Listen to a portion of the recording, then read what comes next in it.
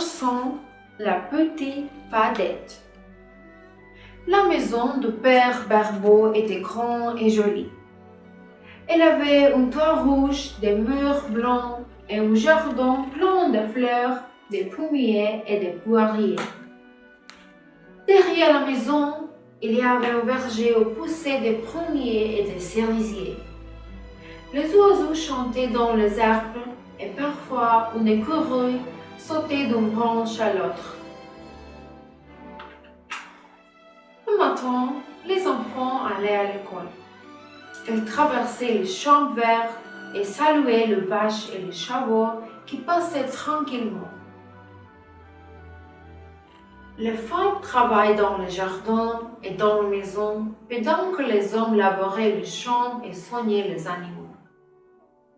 Dans le champ, on planait le blé. On arrosait les légumes et on ramassait les pommes de terre.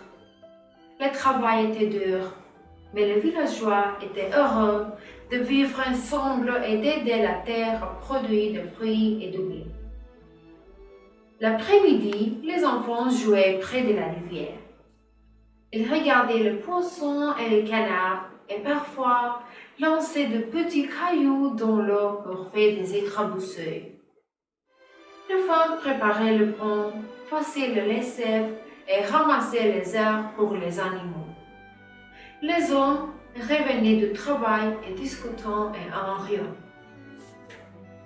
Quand le soleil commençait à descendre, tout le village semblait s'arrêter pour regarder le coucher du soleil. Les fumées des cheminées montaient doucement dans le ciel. Les chats et les chiens rentraient chez eux. Le soir, la famille se réunissait dans la maison. Ils mangeaient ensemble, rencontraient des histoires et parfois chantaient des chansons.